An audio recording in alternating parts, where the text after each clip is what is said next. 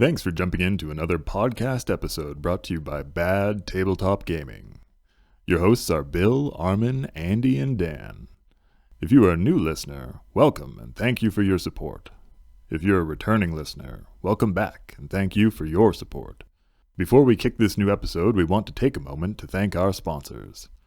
Tony at Hammerhead Games, who has a variety of MDF and plastic cut gaming essentials from army trays to objectives and much, much more. And Matt at Pop Goes the Monkey, who has a large inventory of top-notch upgrade bits and specialized add-ons for the models in your collection. Links for both pages can be found in the descriptions of our videos. Lastly, if you like what we are doing, please like, share, and subscribe. Also hit us up in the comments, as we love all the feedback you give us to help us improve the channel and podcasts. Hey guys, thanks for joining us tonight. I am Bill and I'm joined with Dan, and we're here with Stephen Bosco. Hey. Hello. And we're going to be going over the Night Lord's Legion overview. So I guess, first things first is, thank you, Stephen, for coming and chatting with us tonight. Oh, my pleasure. Be pretty sweet. Hopefully I can add some colorful commentary. Oh, definitely. I believe. And if not, you will never get your time back, and I apologize in advance. I guess kicking things off, first question is, what drew you to play the Night Lords?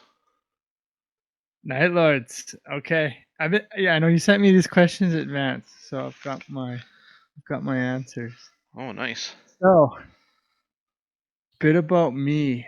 I've been playing war games for a long time. And I actually started with fantasy, and where this is going is I always play the good guys. My very first army was dwarves, like a bazillion years ago. I guess they're sort of good, but they're a force of order, I guess you could say. And that's pretty much a theme I do with a lot of things, is I usually play the sort of ordered faction. But when I got into 30k, I said to myself, no, if I'm going heresy, we got to go full heretic. We got to get away from that. So that's what it's all about. I started, exactly, got to be a little bit of a badass. So stick it to Big E and let's pick somebody else. So like most folks, I think that getting to 30k, you kind of just, through years of playing, it's always been that fluff and lore of the heresy. And then, this is, when did they kick it off? Years ago, like 2010, earlier than that, probably 2006, with the first couple books, Horus Rising and all that. That's years ago now. Oh, yeah. And Heresy came along. I actually didn't jump in right away with book 1 or book 2 or book 3. It was kind of like later in the life cycle. Actually, the biggest piece where I got into 30k for me that made it work was when they finally came out with those red books. And so I said, okay, let's go to the heretic sections. Let's find the legions of bad. And flipping through them, and I thought, the funny story is I thought I'd start with Sons of Horus of all things. And I thought, okay, these are the sort of primary bad guys, let's go with them. And I could never really kind of get into them, and I have an army that's been kicking around for a bazillion years, but I've never really built it out. I remember seeing that army, the Suns. Yeah. I promise, folks, I'm getting there as to why Night Lords. This is the long roundabout story, but it gives you context. So then I flip it through this red book, and every time you're flipping through it, you're always looking at your bloody rules. And one piece, and I'll get to this in the fluff section, but I love this little piece, and I always flip back to the page and I thought, man, screwed, I got to jump into Night Lords. Is if you got your red book of your legions, page 36, and it goes in that first paragraph, and it just says, even before the Istvan 5 drop site massacre, the Night Lords were renegade in all but name, entirely devoting themselves to the arts of terror and murder. And I thought, oh man, these guys, like, if you want to go bad, and I might take some flack on this, hopefully we'll start some comments. People have different opinions, but to me, the Night Lords, the 8th, are the children of dark, the real Legion of Chaos from the start. These guys were just murderous children, basically, in the scum sort of prisons under Terra. Yeah. They were sort of brought up out of darkness, back into darkness, just to do what they do best, and that's kill. And for me, that was one of the big sort of like, okay, I got to get onto the Night Lords. And then the second thing that drew me in was, as a painter, really taking a twist on your classic blue marine and making it a slightly darker with the silver, and then trying my hand at being a glutton for punishment and free-handing lightning bolts. So that is why I chose the 8th Legion, because, why not? So that's really the context, and I just love that. For me, the 8th is really the starting point of really dark Marines. For sure. Way before word bearers. Yeah, I said it. They knew what they were. They were murderers, and way before any other legion, and they knew their task. And I'll get to that in the fluff bit, because that really kind of sold me on it too. Yeah, they from my understanding is they weren't really part of like the starting of the heresy, but I think when like the word bearers and the Death Guard and the Sons of Horus were like, hey, Night Lords, you want to join us? They didn't really think twice. I think they were just like, yeah, you're allowed to go kill other Marines. Okay, I'm in. That was basically pretty much. Yeah. They were like, we're gonna get called in for doing bad crap, aka let's blow up our own damn planet. You know what? Hey, you guys want to fight Big E on our behalf? Sure, that sounds good. We're there. No limits? Sure, yeah, 100%. That's basically it, yeah. So to me, that if you're gonna go heretic, Night Lords, I think are a fantastic army to look at. They definitely have a very striking scheme, and for those who may have already seen some of Stephen Bosco's Night Lord Marines, he has done a great job on painting them. Oh, thank you. Yeah. It's a slow process, but yeah, I didn't take pictures yet, but we'll load some up, I'm sure. Oh, definitely. Okay. One of the second questions we have here is, what's your favorite rite of war for the Night Lords? So if you are a 30k Heresy Night Lords player, you know the answer, and it's the answer everyone has. And I think that's almost just defaulted to us, unfortunately. So let's get that out of the air. Like if we have 3 special ones and then all the general ones. And, for me, as I think with the vast majority, it's the Terror Assault Rite of War. That one just was written beautifully for what they kind of wanted to showcase with this army, and it really works. And for me personally, it's also something I really enjoy in terms of my style of play. I don't like to wait around too long, so something like a Terror Assault where you get in people's faces really fast with the abilities to, well, we can go into the abilities, but it's a really fast in your face army, because you want to get your terror squads that are compulsory troops into people's faces as fast as they can. That's all they really do. If it's armor, we're screwed. Like that one game I played against Dan's entire Iron Hands. Iron Box, and I had dudes that counted to punch face, but there was no faces to really punch. No. So that one is the favorite Rite of War. We certainly kind of got hooped. I think Horror Cult, it's agonizing how like there's potential there, but it's like when we talk about the units and the focus on the Raptors and how frustrating that is. And then their third one, which is coming out in the new book, is, at least from the preview I read, what is it, Crossbone or something like that. Kind of lackluster. It's a very character heavy one, and unfortunately, like when you get into our Legion sort of weakness, trying to go toe to toe with your characters, especially your warlord, and if he doesn't come out on top, it's pretty punishing. So it's a Rite of War, I think, that has the flavor there. It sounds cool, but I think playability, a lot of people are going to shy away from it just because it doesn't offer a ton, and it can be punishing if it goes wrong. So Yeah. we're kind of shoehorned into the terror assault. And then, sorry. go ahead.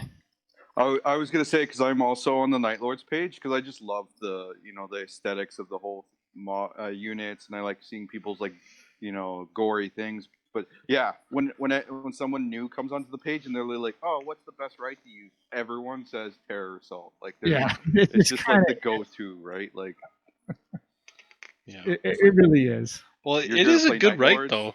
Yeah, it's a great rite considering. Like, we can go into them deeper, but the biggest thing I always found with that is being able just to all willy-nilly take Dreadclaws or pods. And it's like, wow, I wish I could take pods just for the sake of taking pods. Like, it'd be great, right? It's just they have some really good versatility. And it's that cover of darkness, too, that bumps up what night you want fighting, to do. And it's so thematically cool, too. As a Night Lord, you should be fighting in the night. If you get an option to choose it, why not? That's what you want to do. And this one allows you to do it so easily beyond the Primarch. So, yeah, no, that's awesome. That's the answer. I mean, general ones. I know you see people. I've been tempted for things like drop Assault Vanguard. Could sound really cool. Really using the talent for murder with a bunch of jump packs. That seems to also be pretty popular. Who knows what book? What book is it? 9, 8 coming out? 9 coming our way. Let's see what that one reveals. Who knows? Yeah, no doubt. Hopefully this year, because I'm not getting any younger, so let's hope. Knowing Forge World, we'll see you in 2022. Oh God, yeah, I can see that actually. They'll blame the whole COVID thing. Yeah, rightly so. Printers in China are sure backlogged. Yeah, damn. So favorite unit from the Night Lords Legion? Yeah, let's jump into it. Because there's a couple, and I think this is where like you get kind of the two sides, right? Everyone either loves Terror Squads or Raptors. So really, see, and I disagree. I think, and I say that not just because I think Terror Squads are just so damn good, and then Raptors are just they're a legacy of the overpricing of jump pack troops, and they just if you look at a Terror Squad, 5 guys, they're basically your vets with the 2 attacks apiece, plus gear, a decent loadout, and then the fact that they just fear is kind of useless, but it's the preferred enemy infantry and precision strikes and on the Terror Assault, right? Or the Terror Squad, yeah. On the Terror Squad, they're just so purpose built for chopping heads off of guys. And nothing else. That it's, as a player, whether you're new or a vet, it's just so streamlined and purpose built perfectly for what you want to do. Well, as the Night Raptors, like I said, they're just a legacy of when even a Legion Assault Squad was like 250 point crazy something. The fact that they're 150 points for the same 5 guys, but this time they're 1 attack. Okay, great. But weapon skill 5? Oh, sweet. All right, maybe. But they're so to make them work, you got to spend on the gear, and they're already starting higher, and it's just it's frustrating because my God, Forge World put out some great Night Lord Raptors for the Heresy. They're beautiful. I love them, and it's so frustrating to be having to put them on the shelf over Terror Squad. So I think, for people that really love Raptors, you love them for every other reason besides their playability. Either they're just cool, or the fluff, or you're a jump pack aficionado. Rule of Cool's definitely That's really all you can do. But so favorite unit / units itself, the Terror Squad, and then my other answer I would say, and I think he's a popular one, and he is also in the category of I take him because he's cool, but he's frustrating, and that's Mr. Sevitar himself. Oh Mr. yeah. Jago. They put out a beautiful, beautiful model for him, and I absolutely love him. Yeah. And his fluff is badass. He's a Night Lord through and through. And then they stuck him in power armor and said, "Go at it, boy." In a world full of we can kill power armor with ease. Yeah. So, but he got a little bit of a bump. So I try to play with him, but he doesn't play the way I think he should, which is in your face. And he kind of plays as a commander sitting in the back. But that's a really favorite unit of mine is Mr. Sevitar that I always wanted to work out. Funny enough, it's not. I know a lot of people get sold on Heresy with the Primarch. For me, Konrad is. I don't know. He's all right. He's all right. The model's pretty sweet, but I don't have that sort of. Maybe I'm different than most Heresy players with that burning need to get your Primarch going and painted it on the table. Yeah. For me, Konrad is you can take him or leave him. It's kind of funny that way. That's kind of how I run the Iron Hands. I barely run the Ferris Manus, but I get what you're saying. Conrad's probably my favorite guy out of the whole thing. Well, he's Batman. Yeah, He's basically. Batman. Yeah, he's psychic Batman. Like, how much cooler can you be? What I do love about Conrad's fluff though is he knew what he was and he knew what his Legion was. Yeah. The whole way through, from start to finish. And his finish is kind of lackluster. The whole I don't know if you guys know the fluff behind it, where the assassin. Yeah, it's kind of it's not confirmed. Yeah. So I don't know, but I just love the fact that he knew, and he knew that his children of darkness had no future in the Emperor's light. So fuck it, we're gonna, go heretic. Oh, sorry, you might have to add that. So it's all good, all good. he knew what he was, and he knew what he had to do. And when he kind of sets his legion out onto the galaxy by the full-on heresy, just sow in terror. Just do what you do best.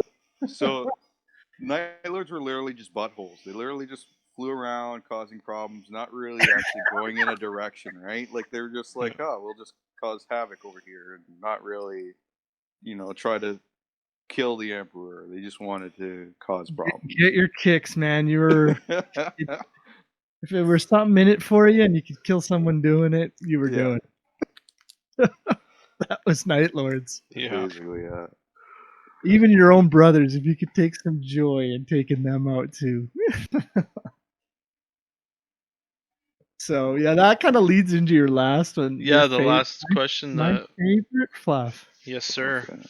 And my God, there's a ton, and I haven't read it all. I mean, you can go on Black Library and what's his ADB? Man, he's done a lot of work. Oh yeah. And I'm sure people are more in depth than I'll ever be. But funny enough, I'm gonna go to book 2, Massacre. When they talk about the exemplary battles, my favorite piece of fluff, if you're following along, listeners, is page 111. And it's the top paragraph of that page. And it ends, the very first paragraph ends with, when the Emperor heard of the rise of this reborn threat, he said, he is said to have spoken 3 words. Send the 8. And if you read that whole first battle, and it's about an uprising on Terra, when he's conquered Terra, and it's this city that sort of rises up against him. And I love this about the 8th Legion. It's just a great piece because it really shows way before anybody, even before Konrad, what the 8th was. And I love the second paragraph. It talks about the 8th Legion did not respond at once, and they kind of sat there for a bit, and they gathered a little bit of a force. But this fact didn't matter to them because they knew why they had been called to this fight and what they had to do. And the 8th wasn't a legion that, if you wanted somebody dead. You sent some space puppers, some wolfies, and they'd execute it. Mm-hmm. If you wanted to conquer a sector, God, throw the Luna Wolves at it. If you wanted, a very fast, bloody campaign to rage through system, World Eaters would do you fine. If you were stuck, Death Guard would kind of tranche it out with the Iron Warriors as well. But the Eighth weren't just killers. They were someone you sent when you wanted to send a message. And they didn't just, get this city back into compliance or just annihilate it or roll it over, crush it over. They took their time and they openly just kill this city, but with devastating, horrific acts of trying to sort of instill such terror that this wouldn't happen again. It's not enough that you would uprise against the emperor and then your life was forfeit. It had to be tortured. And that's what I love when he says send the Eighth, because the emperor, he knows too. He knows what these guys are for. They're the real wet works, the real dirty guys. And it's not enough to kill somebody. You want them to pay and know they have to pay. Oh yeah. All the way through. And I love this fluff bit because it does it so early, and it just shows you the Emperor knows, the Eighth knows what they are and what they're supposed to do and what their purpose is in this grand scheme.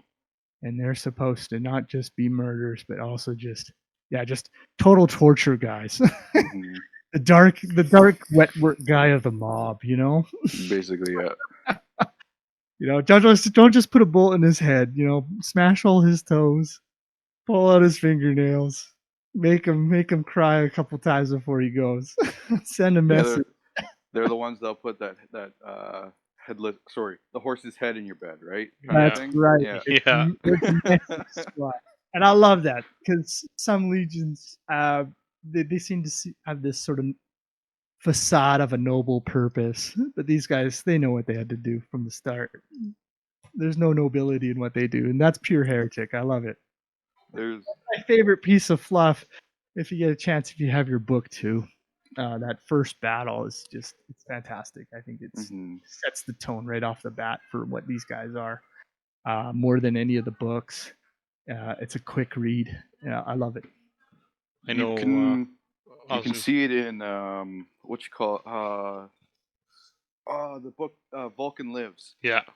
You can really see it because there's the scene where Vulcan's trying to comply this planet, but he gets there and the one city, everyone's dead in it. Everyone's flayed up, everyone's this and that.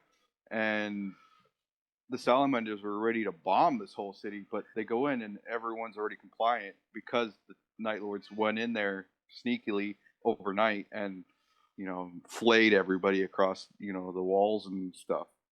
And there's this whole conflict between Vulcan and Curze, and he's like, no, you're a monster, and Curze is like, oh, am I? Even though you're ready to bomb this whole city, right? Well, yeah. So your form of murder might be cleaner. Yeah. We both gotta kill these people, okay? Yeah. That's the exact book I was gonna bring up too, Dan. It's it really creates that rift between Salamanders and Night Lords, and it has a really cool, ominous effect. Basically, as they're moving up to this city, and there's no firefights, there's nothing. It's just they're just pretty much walking in, and the whole town population's already dead, and Night Lords have already they've come and bounced out, and it definitely creates a little friction. The whole planet became compliant after that, right? Yeah. So he was just like, well, we took out one city and you were ready to bomb the whole planet, right? To try and get them to comply. So who's the real monster here? Yeah, I love it. It gets into this whole moral, Vulcan's like, well, am I really the guy that's the monster? Because, I'll burn people out of their houses, but you guys, cut people open and flay them and whatever else, and physically show it. So, am I the monster or are you the monster? And you can kind of see Vulcan go into this back and forth thing, right, where he's not sure anymore of who the real monsters are. That's So, right. All murderers of war. yeah, So don't try to basically, spin yeah. it. Don't try to spin it like you're a hero. Curze is definitely good at, mental tactics of fear, right? So Oh yeah.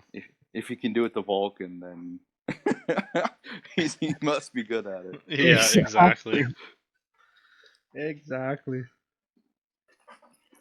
Yeah, so I love that piece, and I Mhm. won't go into the whole thing, but it right from the get go, it just echoes what you say. Just that, you know, sowing the seeds of terror and doubt. Basically, yeah. That's awesome. Well, I guess we Right. can do a little more in-depth stuff now, just to go through the actual Legion rules themselves, and then start to go through some specific war gear. We can touch base about rites of war. Sure. We can go through this and take turns, or whoever wants to start kicking off with the Legion rules.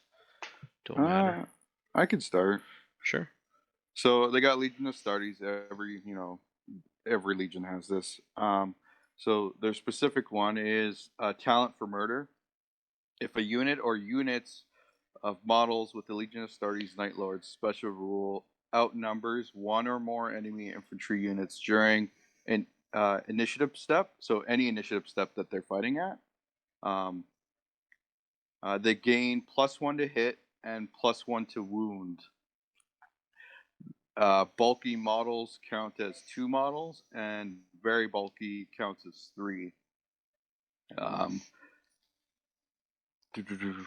So and it only works against like infantry models, so you can't do it for tanks or anything like that. But this is, I think, where they come into being one of the top tier combat units, being able to hit and wound one better if you outnumber. It also shows you the Heresy, where you have to play with the mass amount of units. The like big 20-man blobs, and huge assault marines, and all that. So I think that's really what makes them shine, is that combat ability to be able to hit plus one better and everything. So they're the only units that can actually hit on a pure +2 if they have a better weapon skill and outnumber. Yeah, no, they can. That's definitely something not to be underestimated. I know, playing against Night Lords in the past, and the +1 the hit and wound when you are outnumbered is hard to deal with.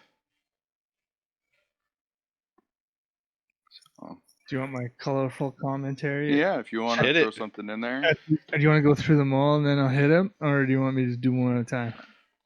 No, we can just make comments as we're talking about them, right? So. Talent for murder. I agree. When this thing goes off, it puts a grin from ear to ear when you finally pull it off. There's no sweeter justice than being able to just absolutely massacre with the bonuses. Yeah. But it's a double-edged sword. I think, if much like, and I give you that context of Sons of Horus, where they have the merciless fighters. Yeah.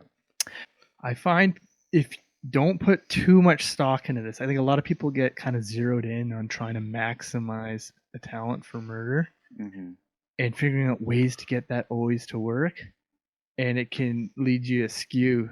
And I know I've done that when I try to build lists. I'm thinking, okay, well, I'm just gonna bulk up on 20 guys just because I can do this thing, or I'm gonna take a ton of jump troops because I can do this thing. And I think it sometimes can be a little bit of a red herring, but something that definitely makes them pop when it works, and that's what makes the Night Lords, this one rule, such an infantry killing machine focused legion, for sure. But don't build a list just because it's so good, because it may not always work, and it's a little more trickier than you think, because the time you make it into combat, sometimes you actually don't. You're tied in numbers, or you're slightly under by 1 or 2, and then it's like, but it was supposed to work, because I'm short or I'm tied. And it's frustrating, but when it does work, it is absolutely brilliant. I love it. Oh yeah, and I could see the problem with that too, because it does say at your initiative step. So if you have like Terminator, say you have 5, and all of a sudden you're getting whittled down by the time you get to your power fist phase, you could have, you know, you could be you could be outnumbered yourself, and that's where you could see a Exactly. downfall. But in terms of like, I've seen lots of people on the page. They're like, oh, I want to take like Cryptus with like 20 not assault marines, the spoiler units, right? The combat tactical marines, Oh yeah. and try to do that.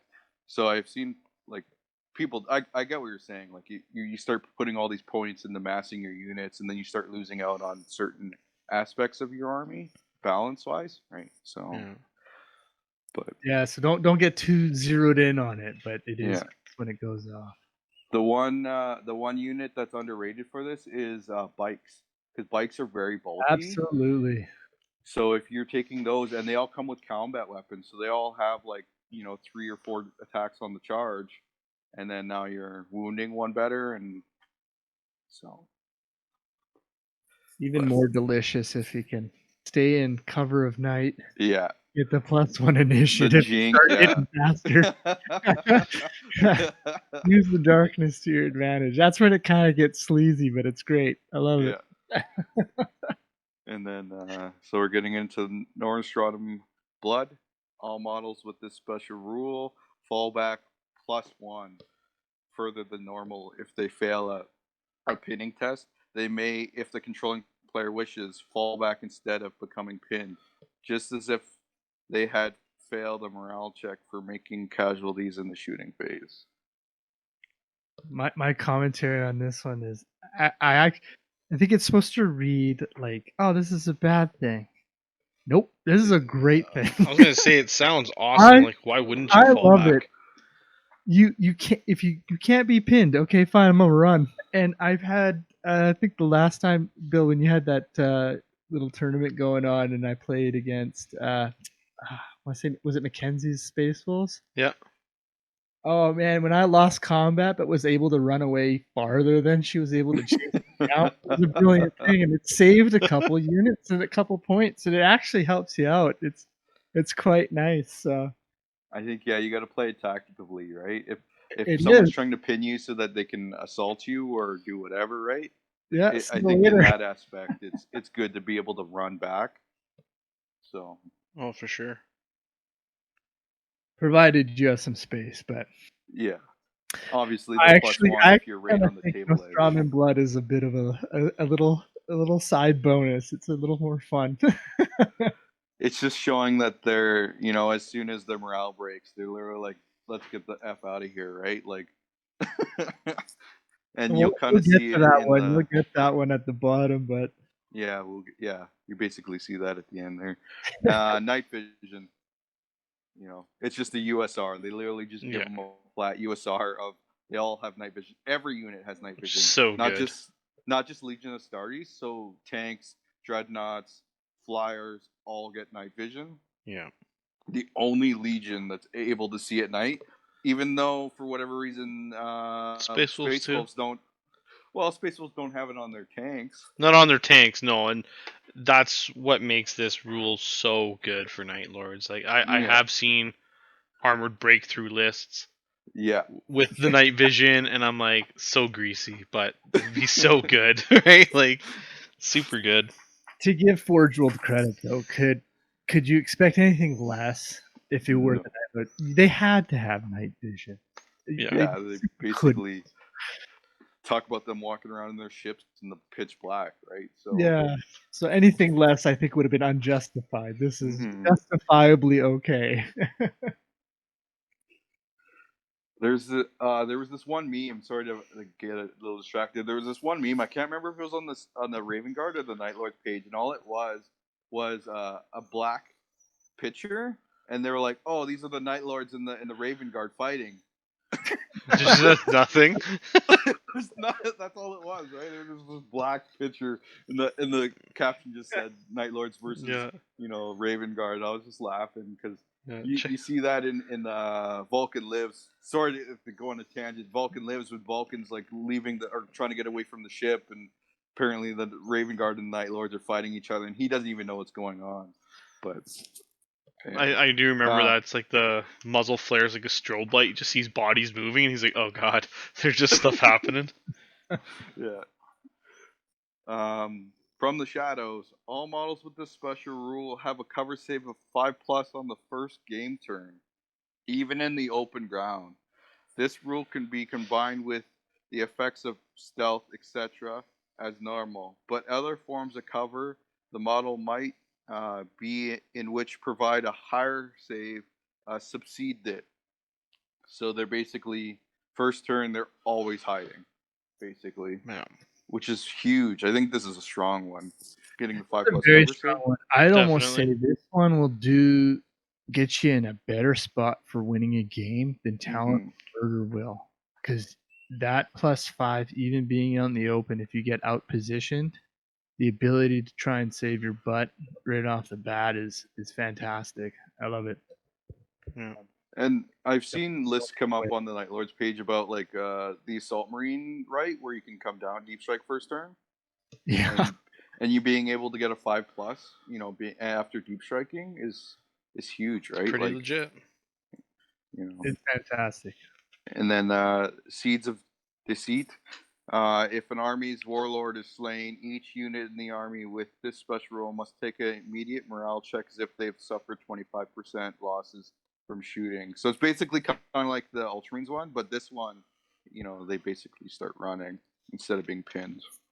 Yeah, so this one, as a Night Lord player, this is the ouchy one. It sucks because going back to the earlier part when we got that new Rite of War, and it's very character heavy. Yeah. This one is punishing enough that you just want to keep a warlord cheap and in the back, and you don't want it to be going toe to toe with stuff that can kill it. And that's why it's so like I we need a limitation, and this one fluff wise is great, but it is just it as a player it's frustrating. Yeah, it definitely does. Going back to Sevitar, you want to toss them toe to toe, but if your dice fail you, and then this fails you, you're in a world of hurt. Yeah. Definitely, it does have that fluff feel though, right? Like there's no honor or trust like amongst each other. They're just like, oh, this guy died. Okay, time to bail. Let's roll. Out. Boss is gone. Who's the new boss? Yeah. Figure it out later if you live. The biggest baddie is dead, so let's just run. Yeah. Like, no one's controlling us no more. It's time to roll. Yeah. So as much as the 8th can send you a message and be a murderer, they're very cowardice of us. Save one's own skin.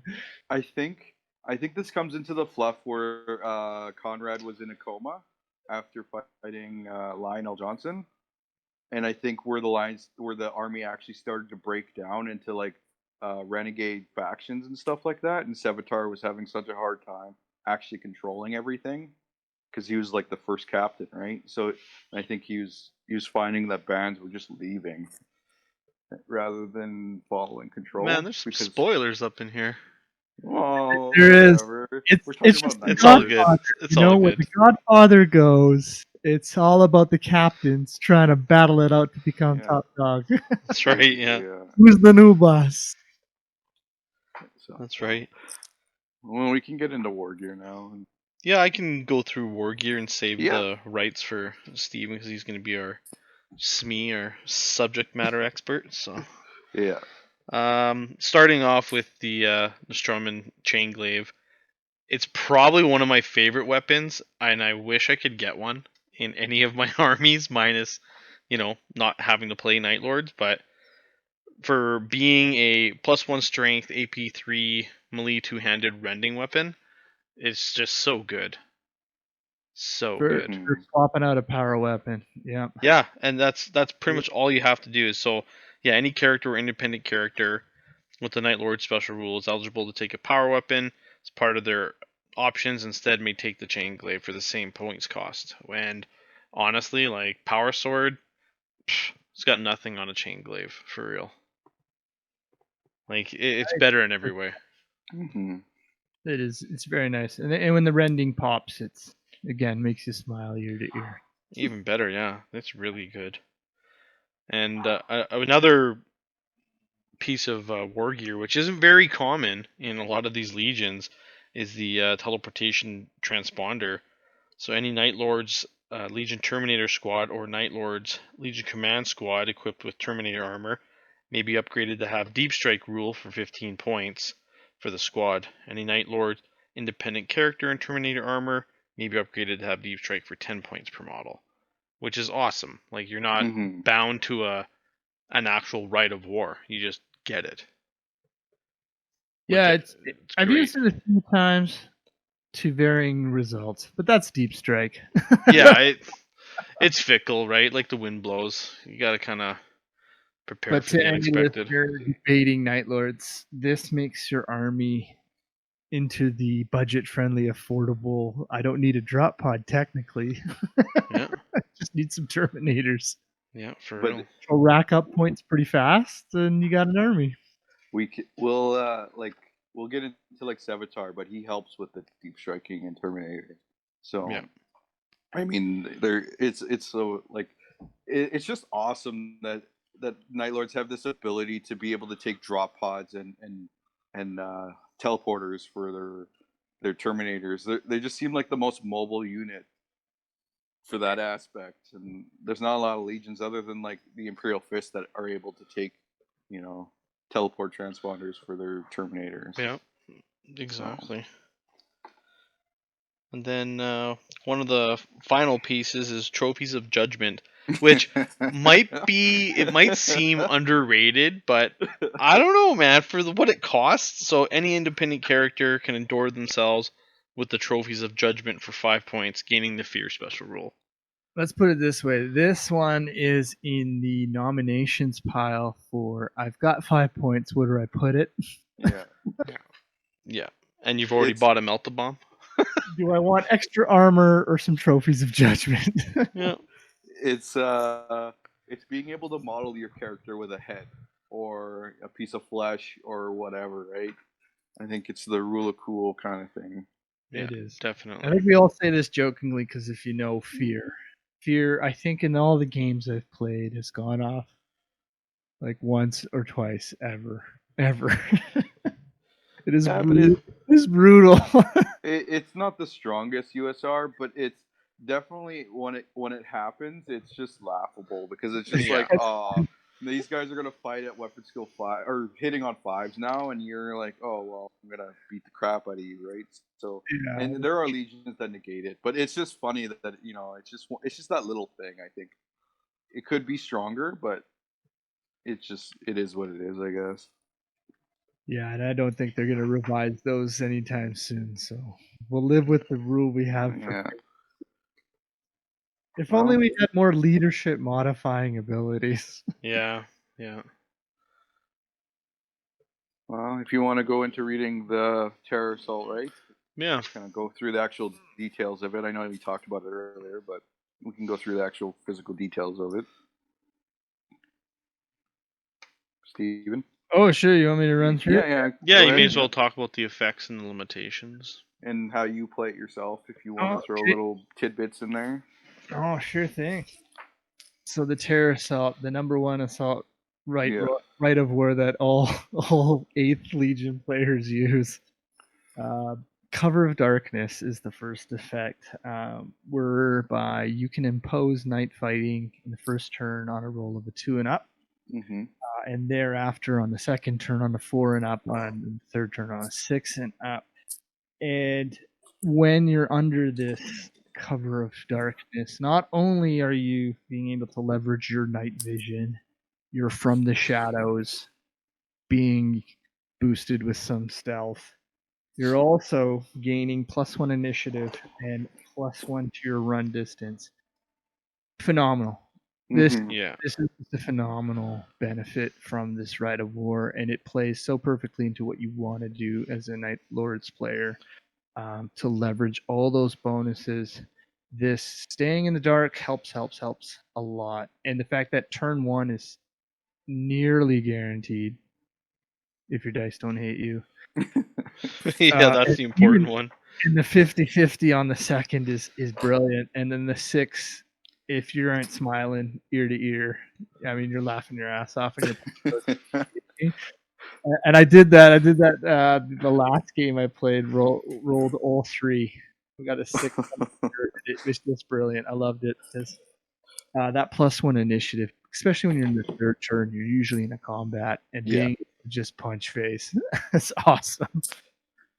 Terror Tactics is the next effect, giving you terror squads, the beautiful, beautiful terror squads as compulsory troops, but for the price of you must take 3 of them. Not bad. If you're going to take terror assaults, you're going to take them in bulk. So, I mean, this is just kind of a nice win anyways. You're going to use them. So, take 3, sure, for troops. Why not? It does add up in points, but nonetheless. And Claw Assault. This one's a beauty. And the beauty comes not from so much terror squads being able to take claws, but it extends that to Legion Tacticals and the all-important Legion Veteran squads that they can take Dread Claws or your nice 35-point cheaper Legion Drop Pod. And I think like most 8th players, we've all kind of used this, and I use it, like I said, the great effect of your Melta Vets, your Plasma Vets, your Screw, your Armor Vets. Coming down in a pod on in turn 1 or 2 and wrecking some armor for you right off the bat. And that's the real sweet spot of this Claw Assault. It's not even the Dread Claws. It's just cheap pods and veterans getting where they need to be ASAP. And unlocking that ability is just brilliant. And then the last are the limitations.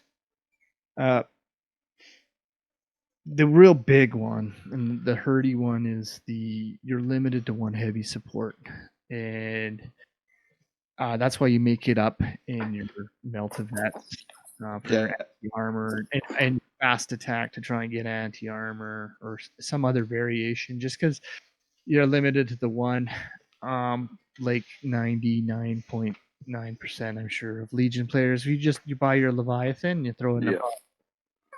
And there's your heavy support. Although the tempting it is to just buy 2 more and run 3 marching up the field would be absolutely hilarious. But my God, that would be half your army.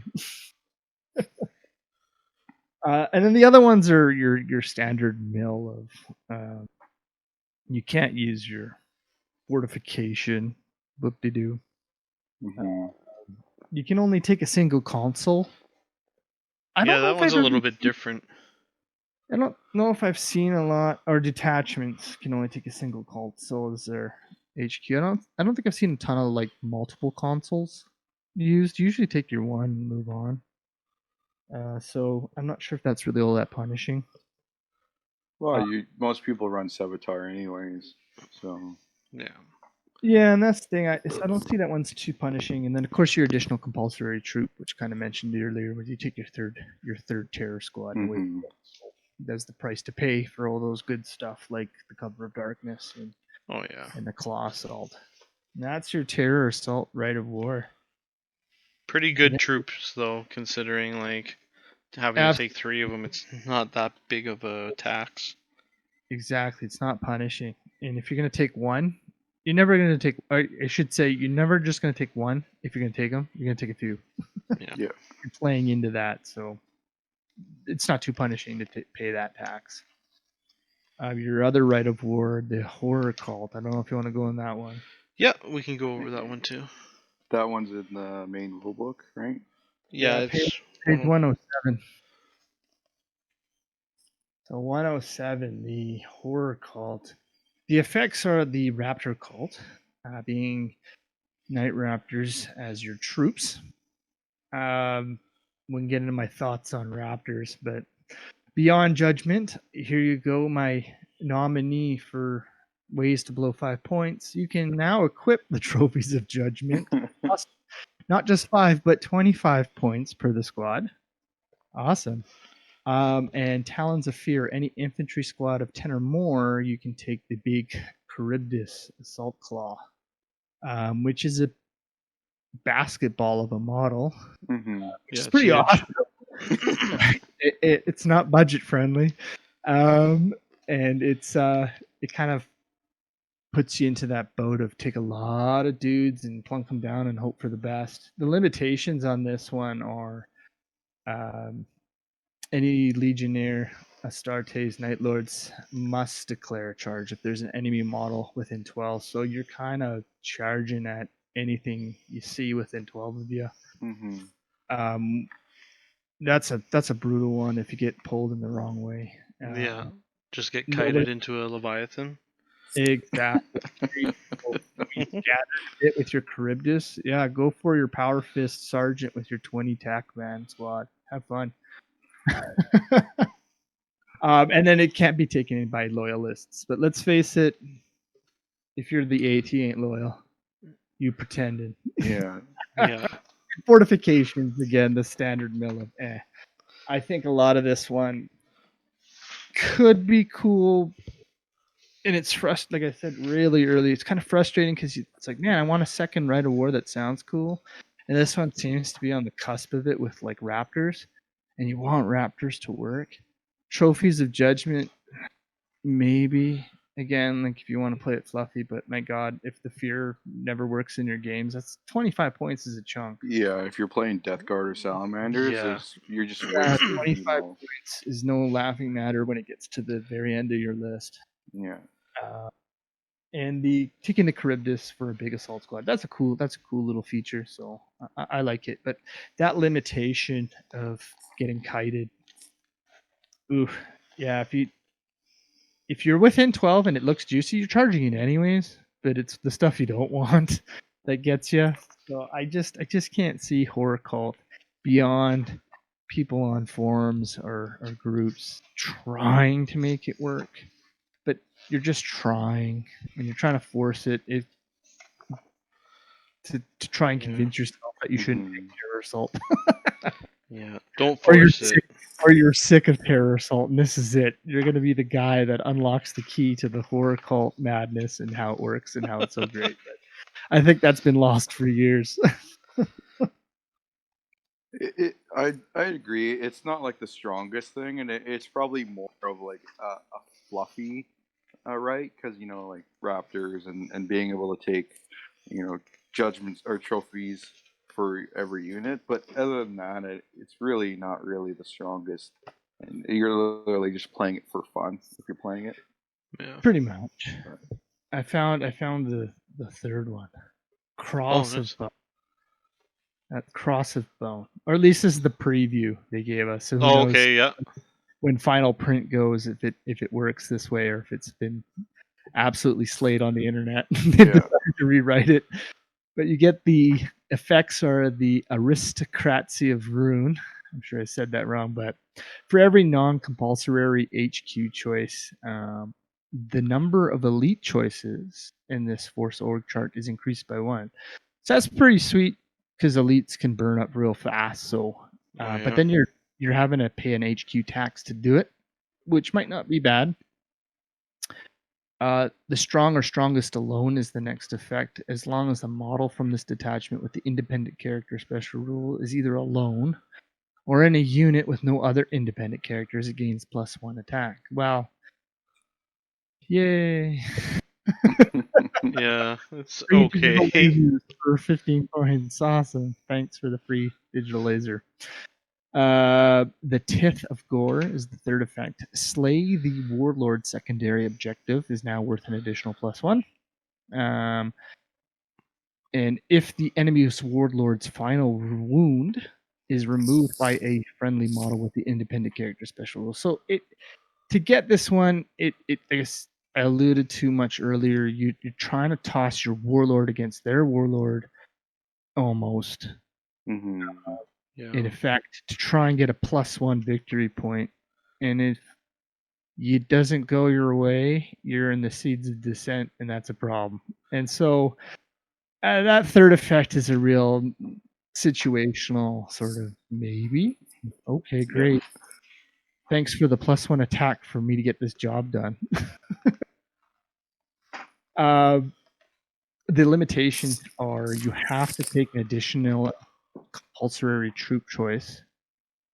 So now you're paying even more troop tax for your characters to kind of get buffed up by an attack. You can't take the Primarch and the Rampant Blade. Any unit from this detachment that makes a consolidation move must move the full distance towards the nearest enemy unit within line of sight. If no enemy units are in line of sight, then the consolidation move must be towards their opponent's deployment zone. So it goes into that forced movement kiting kind of deal. I think this one is not a terrible limitation. If you kill and consolidate, you might go towards something nasty, or you might go to the next juicy target, which might help you out. So it's a toss up. Yeah, But I think ultimately this Rite of War, I don't see the way it's written right now, at least in the preview. I don't see it ever replacing your good old terror assault. It just doesn't add enough oomph. A troop tax, and then to really leverage the bonuses, you're tossing in probably your toughest, if not your warlord, toe to toe with guys, and you gotta hope and pray you're not gonna lose out on the dice too fast, that your army falls apart and runs away. Yeah, So, it has a very situational feel to it, if that. absolutely. So I think this one falls in the horror cult kind of. I'm gonna play it because it might be fun and fluffy. Yeah. Beyond that, I'm not gonna really touch it. It kind of seems like what we were getting into when Konrad went into a coma and they pretty much broke into their own little factions. I'm kind of getting the feeling of that because it kind of seems like the characters want to be by themselves. Yeah, they're kind of running with the elites kind of thing. And reading there's a little blurb underneath the right. I'm on the Warhammer community page here with the new Rite of War and new units and new characters. So there must be something character that might work with this. I don't know. Yeah, and that's the thing. If we get some sweet little toys or twists or tweaks. Yeah. Who knows what's happening with Book 9, right? Forge World, if you're listening. Book 9 this lifetime would happen to be nice. And the new stuff for Night Lords would be really good. I wouldn't say no. There's your Rites of War. Nice. Well, I guess floating into Terror Squad. I don't know if Dan, you want to take this one and I can do Night Lords or the Raptors. Sorry. Sure, I can do it. Weapon skill 4, ballistic skill 4, strength 4, toughness 4, 1 wound, initiative 4. They all have 2 attacks each. They're all leadership 9, and they have a 3+ armor save. Them being I think they're supposed to be vets, right? Where they kind of all the same leadership. Pretty much, these are like your twist on your vets. Yeah. But of course, when you get to the beyond the standard war gear, but into the special rules, that's where they shine. So they're 125 points. There's 4 units. They're called 4 executioners, and the sergeant is called a headsman. Their war gear is power armor. They come with a bolt pistol, a chainsword, a frag and crack grenade. Then their special rule Night Lords. They come with fear for free. They have infiltrate. They have preferred enemy infantry and precision strike. Precision strike. Say that 10 times. The dedicated transport is a Dreadclaw. That's actually all their only transport. Really though, like it's super good. Yeah. So you can buy an extra 5 for 15 points each, which isn't terrible. No, it's like a vet cost, really. Basically, yeah. You're paying the 3 extra points to get preferred enemy and infiltrate, right? So, you can buy them a bolt gun for 2 points. You can buy them a heavy chain blade for 5 points. This is what everyone else is doing. You can buy Volkite chargers for 5 points each. And then the one weird thing is rotary cannons or flamer. One model in the unit can buy it for 10 points. But I think everyone's buying Volkite chargers. Yeah. Personally. Yeah, certainly Volkite. That's what I run. Although I do have a flamer. they are just because it's fun and it's a nice little counter if I get caught and someone charges Yeah, I guess, eh? a flamer. Or you play Alex and he's Raven Guard and he's put them in a conga line and then you just grin ear to ear as you line up flamer dude. Yeah, I think the reason everyone takes Volkite, because we've mentioned it, I think, numerous times now, Volkite and preferred enemy go hand in hand. Yeah. Oh, it's delicious. And if you get precision too, sure, toss it on the Oh yeah, precision too. Yeah, toss so it you on can the pick apothecary, units, force him to take Yeah. that guy out. It's super and good. then the headsman can exchange his chain sword for a power weapon. Yeah, you're probably picking the chain glaive for rule of cool, and it's the same cost.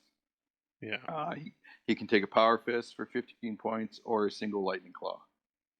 The headsman. Sorry. I think most people run chain glaives. I mean, the only odd one you're going to toss in is a power fist for punchy protection. But yeah, anti-tank or something. That's it. Yeah, I think most people just run chain glaive. It's just the cool weapon, right? It might not be the strongest, but if you're taking a power sword anyways, it's just so much better. Yeah. And it's just rule of cool, right? Them having this big, huge, chain blade. The headsman can exchange his bolt pistol for a hand flamer or plasma pistol. I think pretty much every sergeant can do that. The headsman may also take a melta bomb or artificer armor. It's pretty standard. Yeah. I think, basically, I don't know. They're pretty cool to unit. They're not overly like strong against armor, but I think infantry, they're definitely able to either shoot them or kill them in combat. Yeah, and I think that's the summary of terror squads. It's purpose-built infantry murder machines. You tight them up, choss on a chain glaive, got a few points, toughen up your headsman, and have at her. Or if you're kooky like me, take a flamer and a hand flamer for a 5-man squad of lols. Those flamers will get you every time, man. They really will. And the Dreadclaw, you're right, it's a snazzy beast, but it adds up fast. So yeah, I can for sure. But they do have infiltrate, so I mean, if you're not doing it, if you're not taking a transport, they're across the table anyways on turn 1, or they can outflank, right? So if you play, and when we played the Centurion events, terror squads, cover of darkness, infiltrating is delicious. That's how you play Custodes. Yeah, no doubt. It doesn't matter.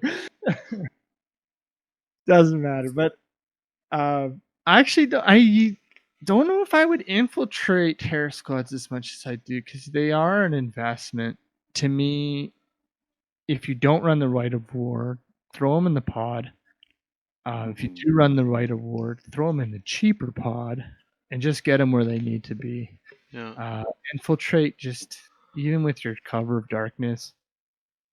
I don't know. It hasn't saved my bacon too often. I found I've either overextended them or they've got stuck in a corner and did nothing. So take it or leave it. Yeah, is my opinion on infiltrating terror squads. Oh, we can jump into the Raptors now. Yeah, the Night Raptor squad. So coming out at 150 points for a 5-man unit. Their basic Marine stat line, right? The nice thing is they do have weapon skill 5.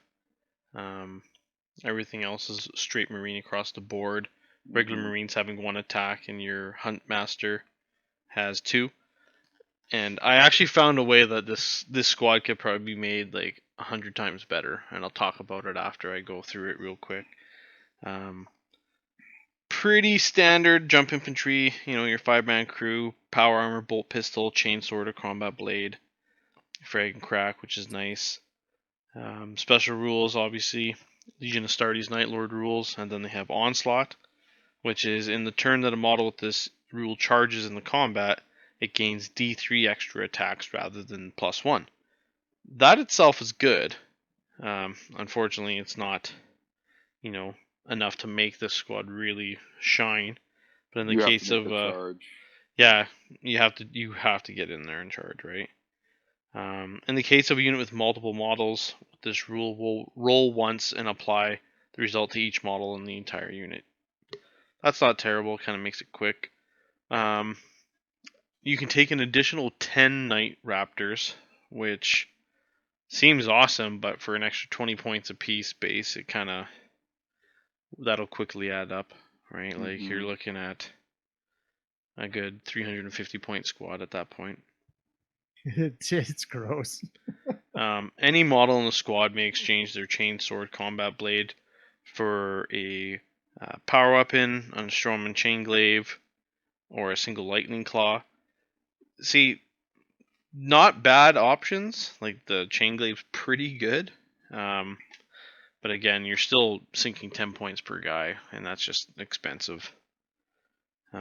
For every 5 models in the squad, the Night Raptor may exchange their bolt pistol for one of the following. And this is where you kind of get that little flair of a support squad. You get anything from a flamer, melt-a-gun, plasma pistol, hand flamer, which is nice. Like you can add a little bit of anti-armor into your squad, but again, like with the current points, it's just very hard to justify, I think. Alternatively, any model may exchange both their bolt pistol and chainsword for a pair of lightning claws for 20 points. Still a lot. Yeah, that's pricey. The Huntmaster may exchange their bolt pistol for a Volkite Serpenta, hand flamer, or plasma pistol, which is, I think, pretty generic for most assault sergeants. Mm-hmm. And then being able to take melta bombs and artificer armor, respectively, which is nice. Now, comparing like Legion specific drop units, the Night Raptor squad compared to, I'll go with Ashen Circle because they're both 5-man squads. The Ashen Circle are better because they are because they're cheaper. And because of that axe rake, right? They come standard with a +1 strength AP3 weapon. And I think if Night Raptor squads either came with chain glaives like base, I think that would actually be worthwhile taking a 5-man squad. Yeah.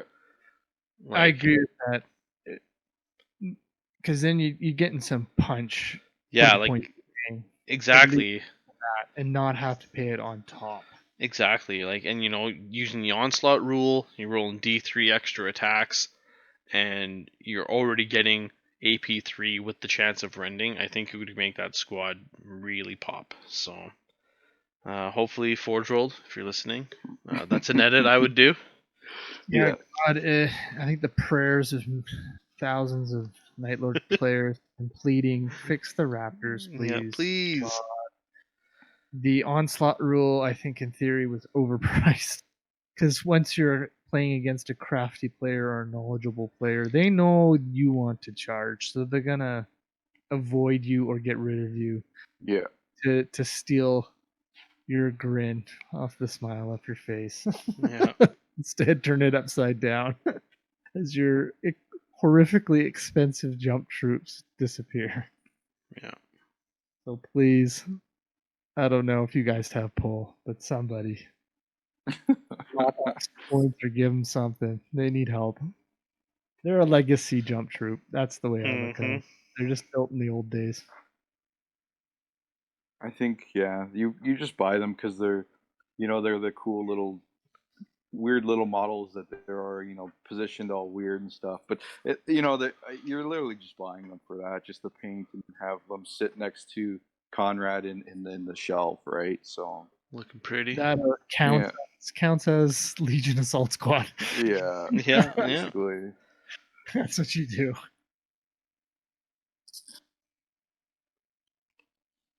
I guess we're getting into. Yeah, we got the Flaymaster, Sevitar, and Konrad left.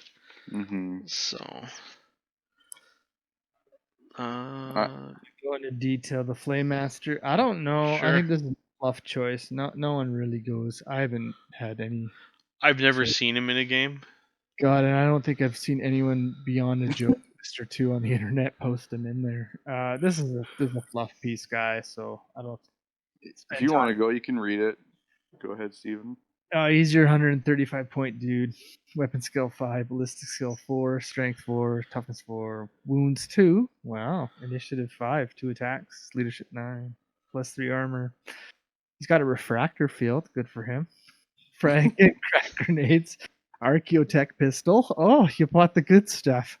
Red Jaga. What the heck is a Red Jaga? Well, it's his scalpel, don't you know? And it has -1 strength. Or it's my book says -1. Yeah, it's -1. Yeah. Which is hilarious. And AP3, so that's kind of a win. It's a melee weapon. That's a murderous strike and specialist. Murderous strike, you ask? Well, if it hits on a wound roll of a 6, you're instant dead. Wow, not great. Just insult to injury, hey? Like. And being the apothecary type he kind of was, as a Primus Medicae, he's got his. Oh God, I can't even say these. Narthecium. Narthecium. Is that how you say that? I always say it like Narcapium or something like. It's just something that the English people probably butcher too, and we're probably butchering it because we talk about it, right? So. I haven't sold you on the Flame Master yet. He is fearless, thank God. But he does cause fear as well. Very Jekyll and Hyde, if you can't tell. The Devil's Luck makes him so untrusted and so fearsome that you must take him in your army. However, this has only enhanced his dark renowned, his infamy, and he may re-roll failed lookout certs and feel no pain. Good for him. But he's unfit for command, being the sort of dark, psychotic apothecary he is, and can never be taken as a compulsory HQ. So for 135 points, you get a guy that wants to stab you with a scalpel. Will both be fearless for you and feared, but can never be an HQ choice. So he's pricey, and he's only a trader only. So, but like I said, if you're playing loyalist, you're just lying to yourself. You're a trader. You're never heard it here first. Yeah, right. You're just joking. You're a heretic deep down inside. It's just lipstick on a pig.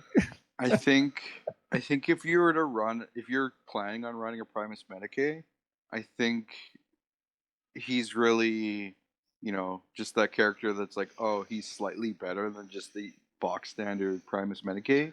Yeah. Might as well just run him. And he's not super expensive for what he does. So I agree with that. Having fearless and feel no pain is nice, but as like a strong character, he's not that, right? Like, no, he really isn't. He's a good fluff piece. That's about it. All I gotta say is, if you have taken the Flame Master in a game and you manage to actually instant death a character with that Strength 3 scalpel, please tell us in the comments, because I'd love to hear it and give you props. And whoever you did that to, that's what's up. They ain't sleeping. Yeah, it's having nightmares. That's the fear he instills.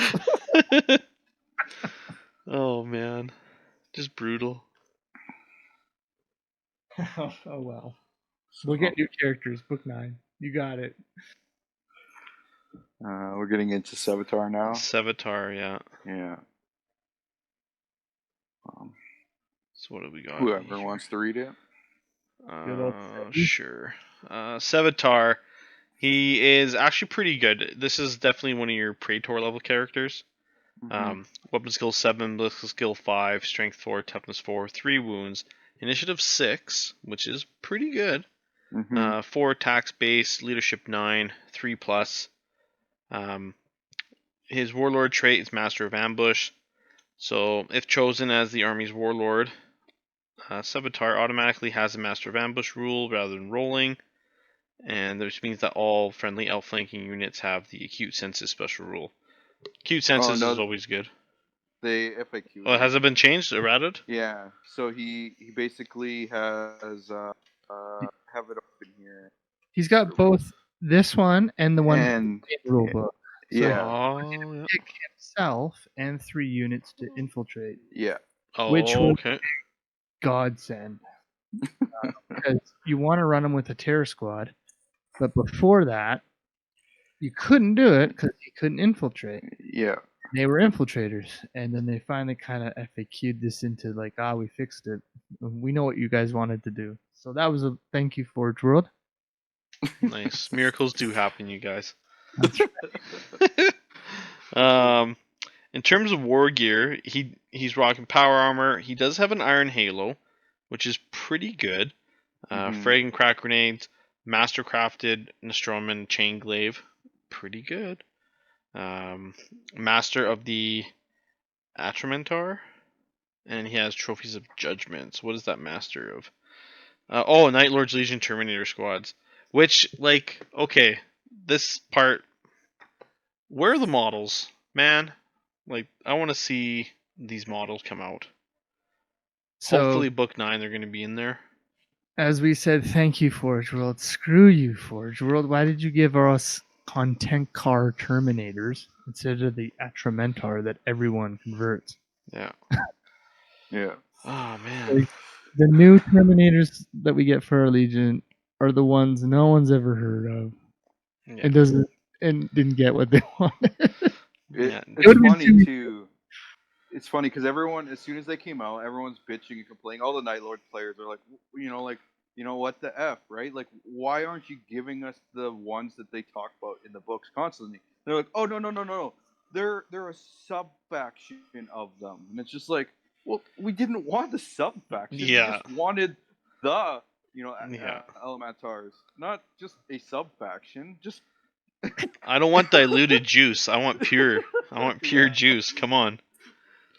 But So- anyways, Night Lord's Legion Terminator squads and Terminator Command squads in the same detachment of Sevitar, who deep strike will not scatter as long as they are placed within 6 inches of Sevitar as they deploy.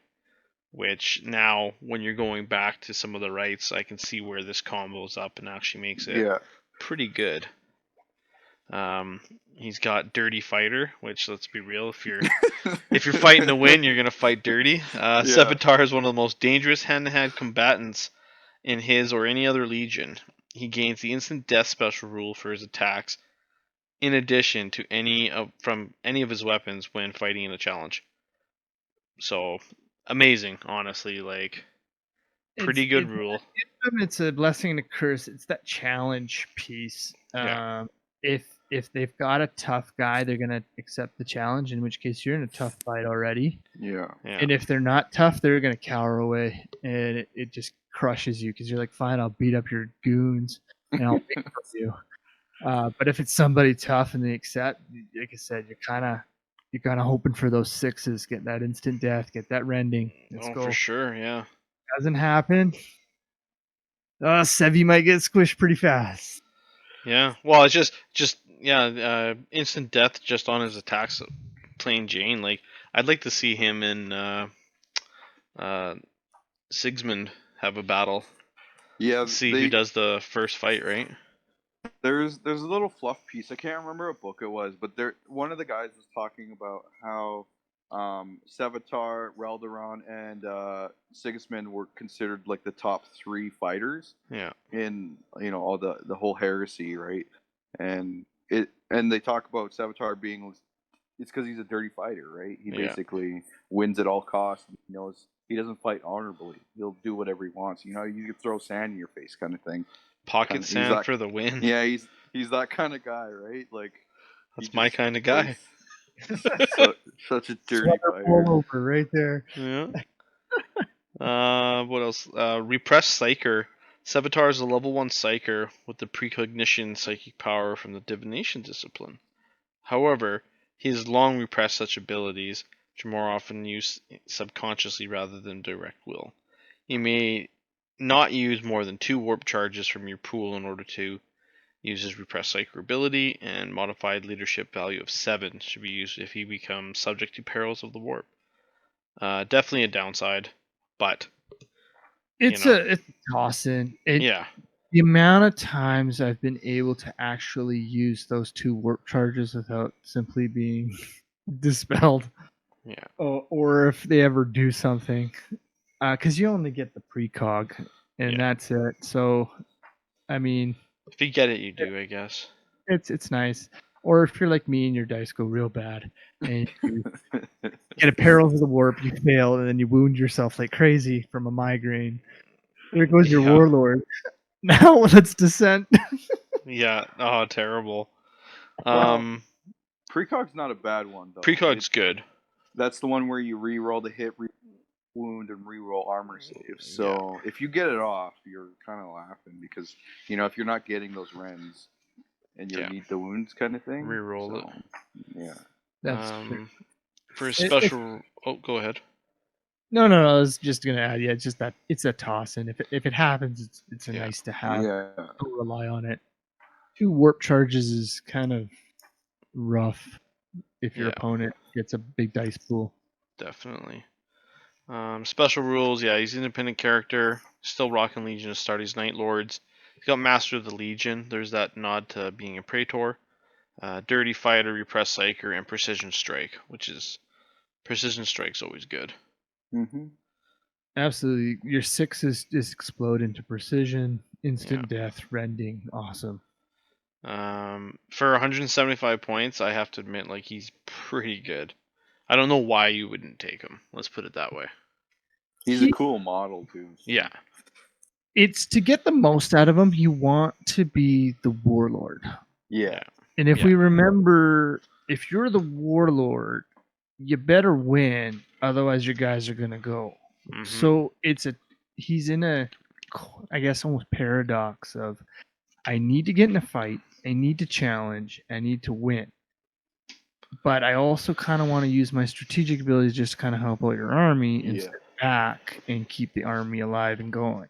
So you're in this weird paradox with him every time I play with him. I've had him where I play really aggressive and it's actually panned out. I played aggressive and it hasn't panned out. And usually it's always a safe bet if you kind of sit back and let him do his thing with helping out with a lot of infiltration and outflanking, getting the guys exactly where you want them. So he's a paradox, I would say. But as a player, I think that's a fun problem to have. Yeah. Unlike some characters where they're very straightforward, this guy's kind of in a duality of modes. So a lot of fun. So I definitely recommend him. For sure.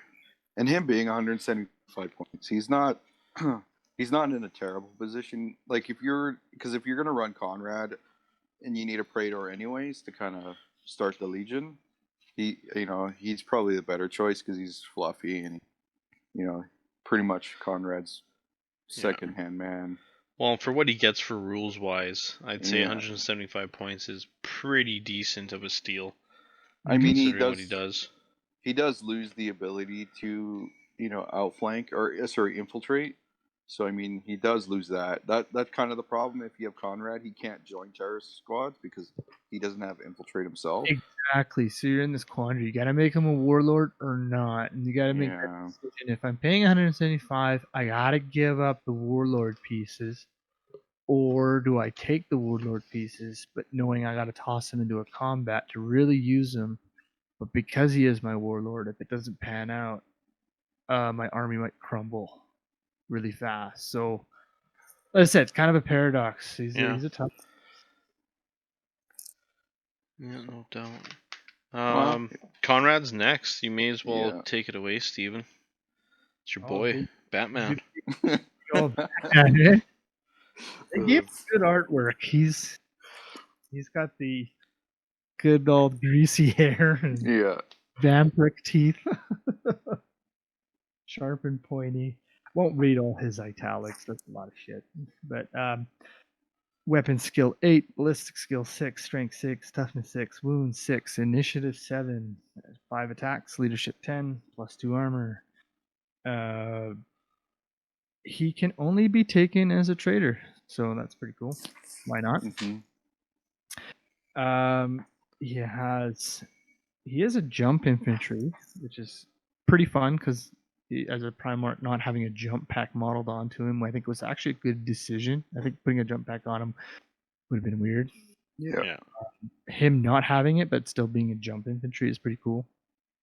He has the Nightmare Mantle, which is a grisly testament to his infamous manners, flayed skins and all that, giving you a +2 armor save, the +4 invulnerable, giving you hit and run, Hammer of Wrath, and inflicting D3 Hammer of Wrath attacks as opposed to the usual +1. Fantastic. That's what you want to be doing. You want to be charging infantry and going all full tilt murder. Love it. He has Mercy and Forgiveness, given the weapons he has, the 2 little blades. Again, this is just infantry killing. It's AP2 melee with the Shred Specialist, Murderous Strike, and +1 attack since they're paired. Downside, I think everyone knows, given the strength of the user, being strength 6, one of the Primarchs that shies away from the armor definitely can slice through any and all infantry on the board. Yeah. What else does he have? The Widowmakers. These are just micro serrated blades that he is fond of. This is your little pistol, if you will. Your take on pistols. Your 12-inch range, strength 4, AP 5, assault 3 with lethal precision. Just enough to try and, if you're within 12, maybe punk out a sergeant or a apothecary or somebody special. You got given the ability to do precisions on 4 up as opposed to 6 up. But it's the AP 5 that kind of lets you down. So nice little add-in. He has frag grenades because why not? But screw you, you don't get crack grenades because that would weigh down the jump infantry style. There's a last little point there on lethal precision on wound rolls of 6. Ignore both armor and invulnerable saves. That's right. I forgotten that. That is pretty sweet. But you're banking on 6s. Celebrating our 9th edition release for the Indominus box set, we're actually dropping our very first 9th edition battle report. It's premiering tomorrow, so don't forget to check it out. Right. Thanks for watching. A few things. So that is nice. But on 3 dice, you're hoping for 6s. Yeah. Like anything. The Sire of the Night Lords, his special rules. Giving him, of course, night vision, as always. The acute senses. What else can he have? And in this is the big one, the automatic first turn night fighting. So if you thought 2+ on a terror assault was great, this is even better. This is the guarantee. And then gaining fear for all units. With the Legionnaires, Astarte's special rules, and units that already have the fear, they finally get a little bit of a leadership modifier, but it's only -1. But that's pretty sweet.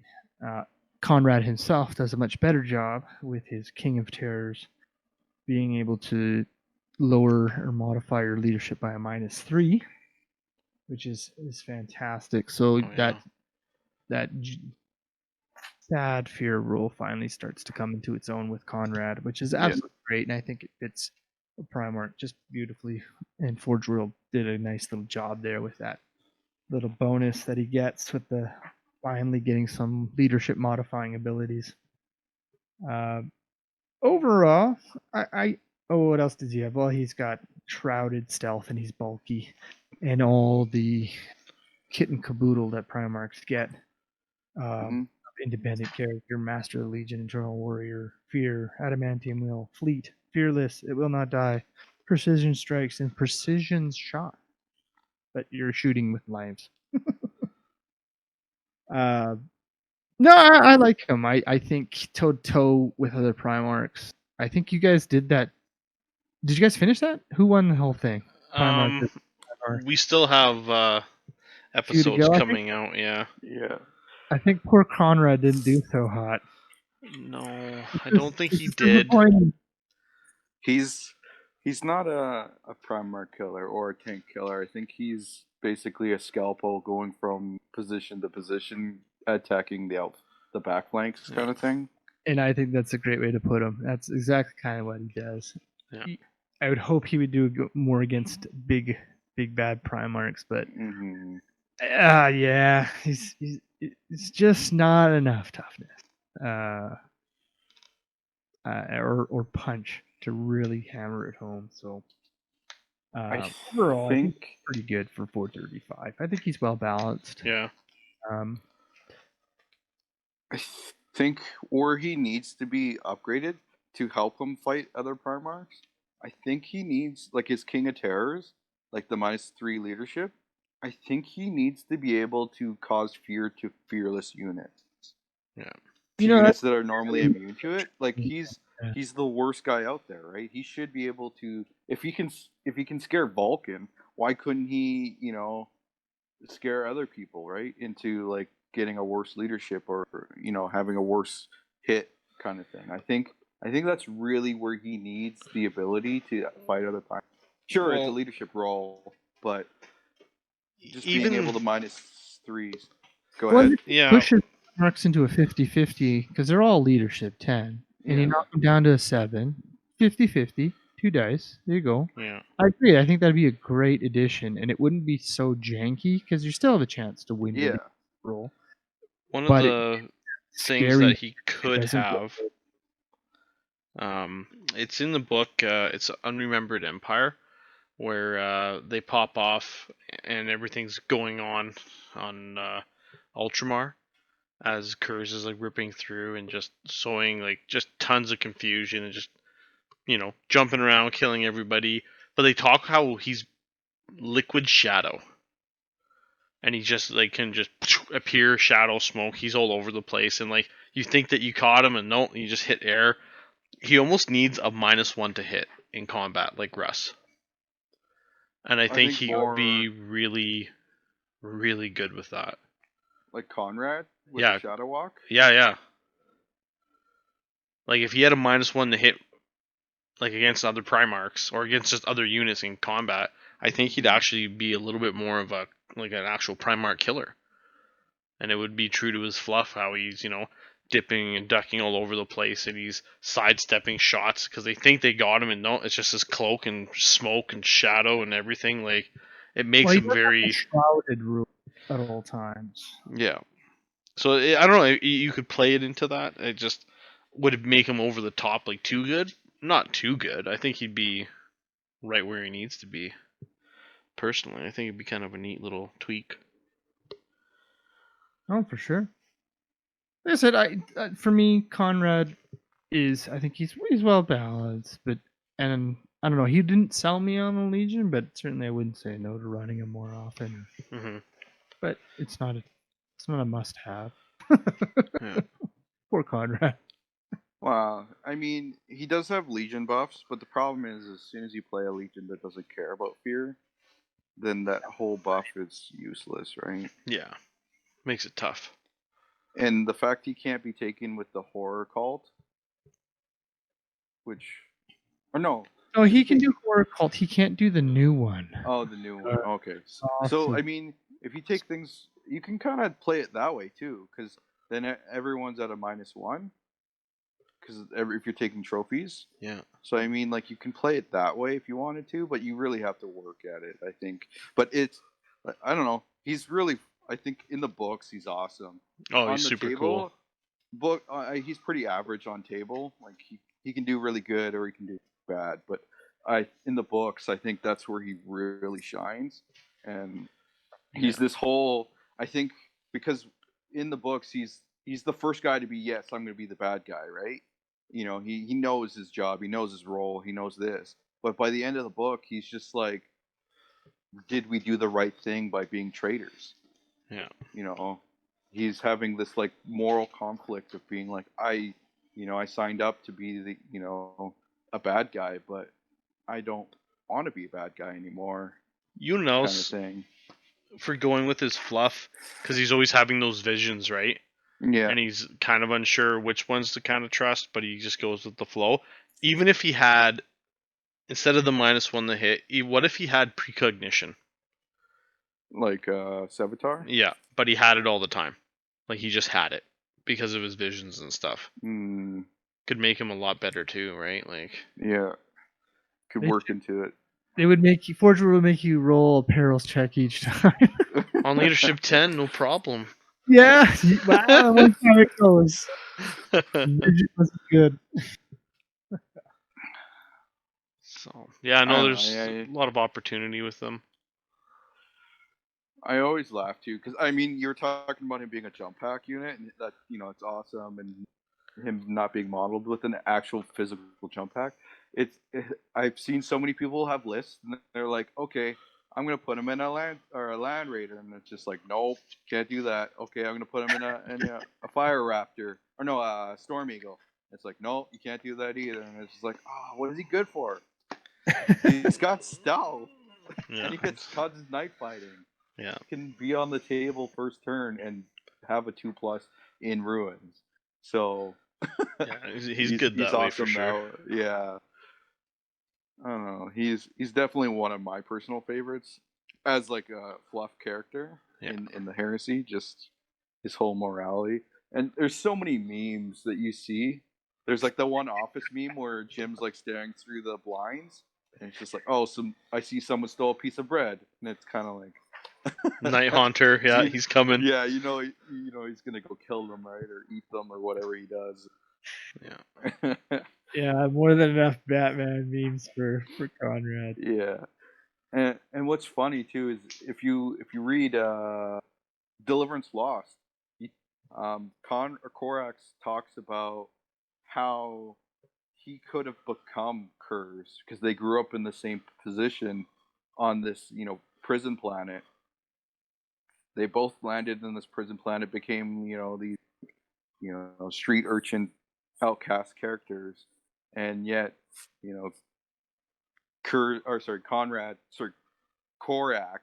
became this good guy, and Konrad grew up to live in fear, and it's this cool dynamic that you kind of see with those two guys because they're both jump pack guys and they both grew up the same way, and they're both like, we could have been the opposite if we had better lives. Kind of thing. They make a lot of reference to that in the when they're talking about Istvan. Yeah. And how they're the mirror. It's two sides of the same coin, right? Yeah, basically. So that's maybe not the nature, but the nurture. Yeah. Basically. That's kind of what Korax gets into, because Konrad didn't have that that old guy that helped him become this good man and taught him how to be a good guy.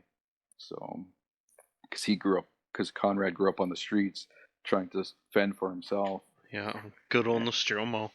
Yeah. No more. No. Into darkness. Basically, yeah. The Dark Knight, Konrad. Well, Will Ferrell. if you have any more you want to add, Steven, go ahead. Otherwise we can end it there. Or you guys are probably like 2 hours now. No, I don't know. Hopefully I added some color commentary, and if I've sold anybody on the 8th, and they're being the original renegade of 30. Oh yeah. There's a part where Sevitar, I think is it First Heretic, where Sevitar's the first one to say death to the false emperor. That's right. Yeah. That's his.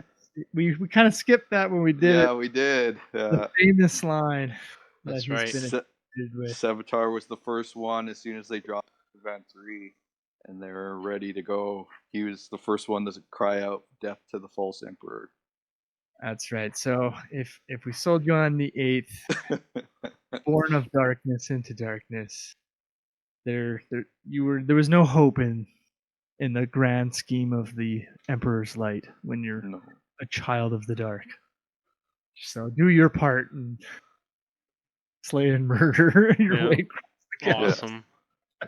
Awesome. And yeah, like for you guys listening, if you have any questions or comments for like Steven about how he runs his Night Lords, or you wanted to get some tips from him, post them on the comments. We can get in touch with him and he can answer your questions for you. Like, that's not Yeah. an issue. We can definitely do that. Painting tips, playing tips. Both are mediocre at best, but I'll do my best. Yeah. Yeah, no, it'll be awesome. And then yeah, we'll definitely have to get some Heresy peeps together again for some more round robin action at my place, and it'll be great. Excellent. Well, awesome. Thank you so much for joining us, and thank you for everyone for listening and checking out Night Lords with us, and we will catch you next time. Yeah, please like, share, and subscribe and all that jazz. Oh, for sure. Yeah, so. Catch you later. Thank you. Bye. Bye. Oh.